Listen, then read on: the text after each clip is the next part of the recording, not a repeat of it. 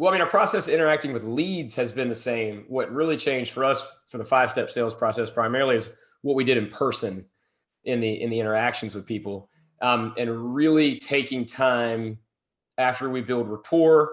So we spent in those weekly meetings, we would spend at least 1 to 2 weeks on each um, step and focus on that step. And that's what we would role play through. So we role play through just building rapport.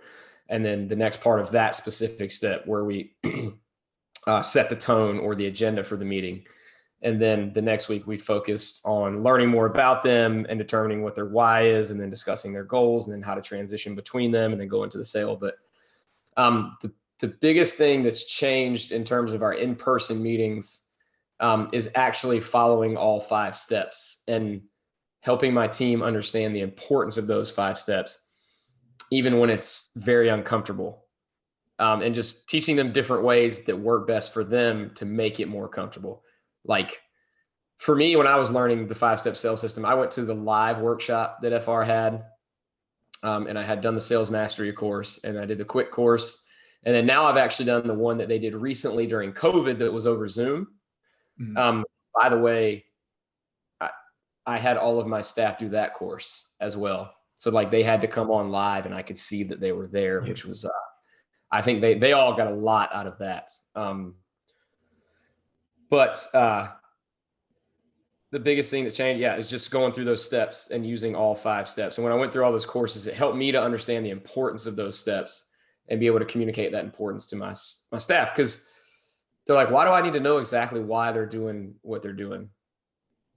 You know, like, can't we just talk about their goals and then tell them about what we have? And I'm like, no, we need to be able to understand why they're here, and then understand what their goals are as a result of why they're here, so that we can then bring it back to, okay, well, this is what we offer. And I think that's going to help you be able to run harder with your kids when in the yard playing soccer, you know what I mean? And be able to just snatch those kids up whenever you want to pick them up and wrestle with them or whatever it might be.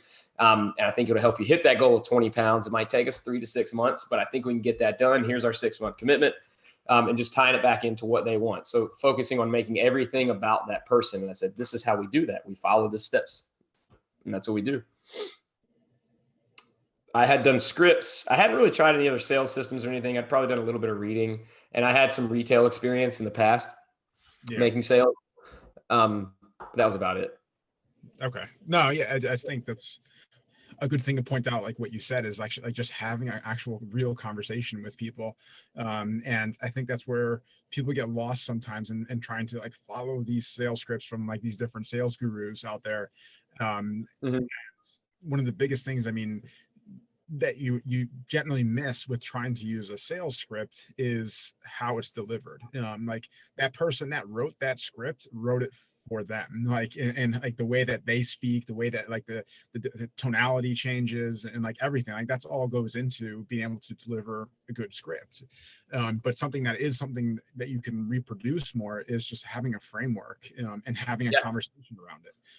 And that's I think that's so important to point out here, and be able to share that with people, that it really is just comes down to like just connecting with people, having a conversation, understanding how to guide the conversation, to be able to get what you want out of it, and get them bought into the solution, but not have it feel robotic.